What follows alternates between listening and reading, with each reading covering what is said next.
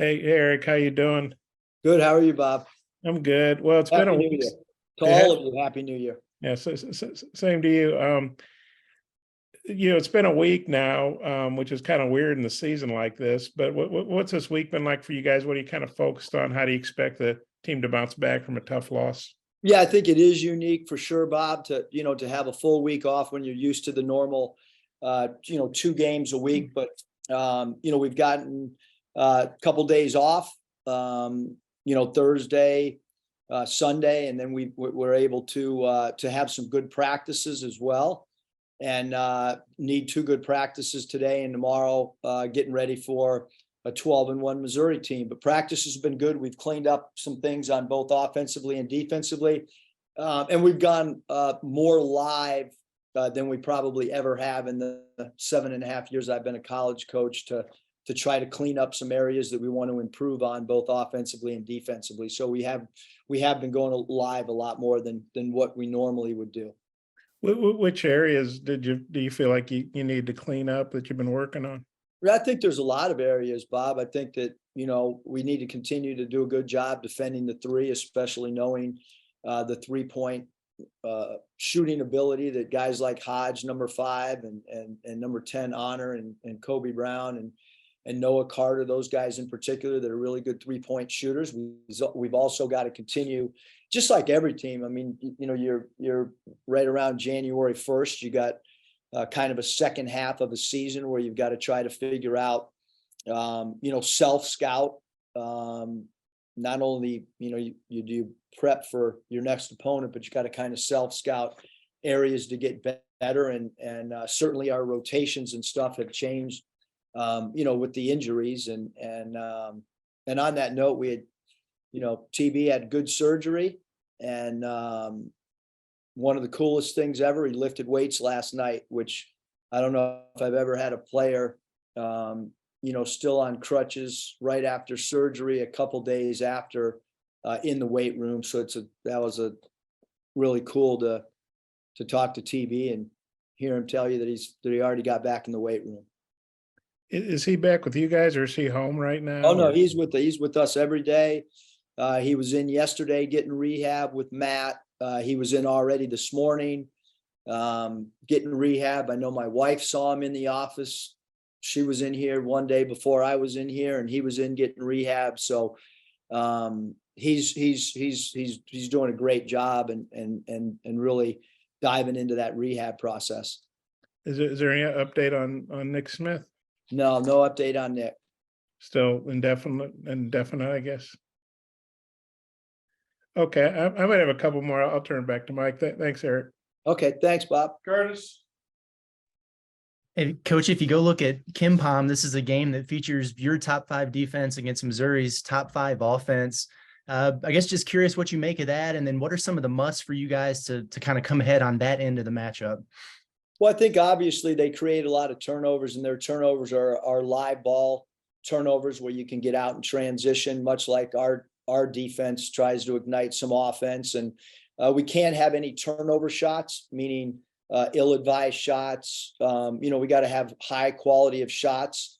They thrive off turnover shots, and they jump in passing lanes, and they create disruption with their defense, and that allows for the offensive numbers that you see. But they have a lot of really good offensive players. Really impressed with the way that Honor kind of runs the team, number 10, and he's got experience. If you look at their age, they got, East is 20 plus years old, and Kobe Brown's 23, and Honor's got some so that I'm really impressed with their coaching staff coming in and getting older veteran guys, because that, especially early in conference play, I think that, that says a lot. And, he did a great job too, much like LSU, of bringing players with him.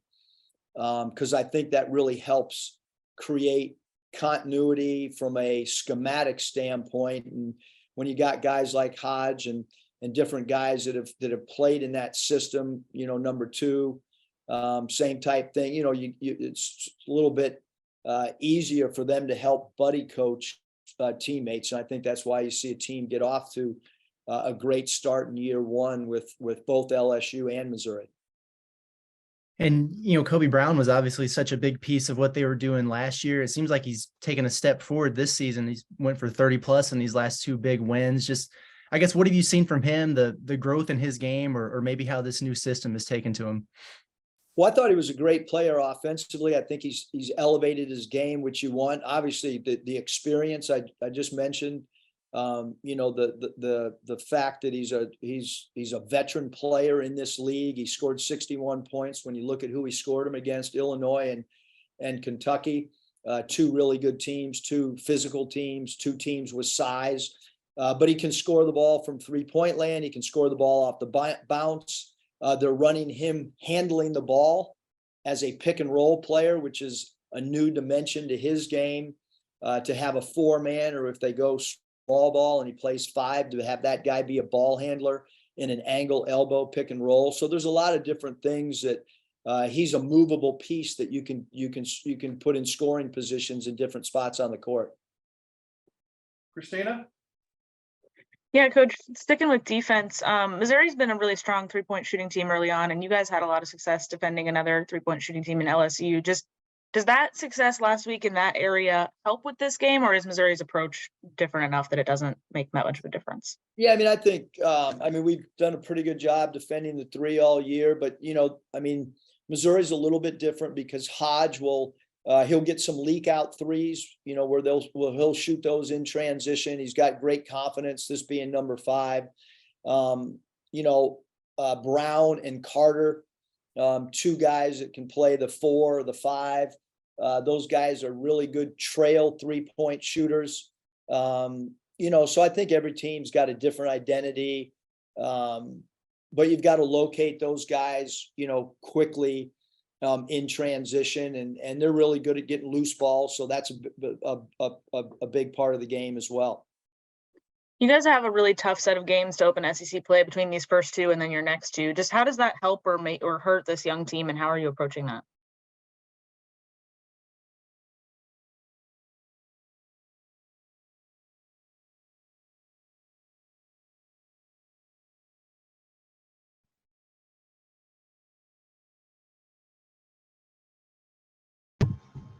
Did he freeze up?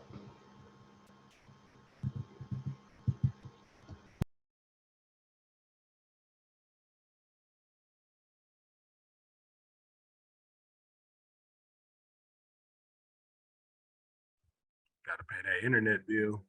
Hello? There you are. You want to try that question again, Christina? Yeah, I was just asking about this tough start to your SEC schedule, and just having those first 2 games be as tough as they are, and then your next 2 are as well, and how you're approaching that.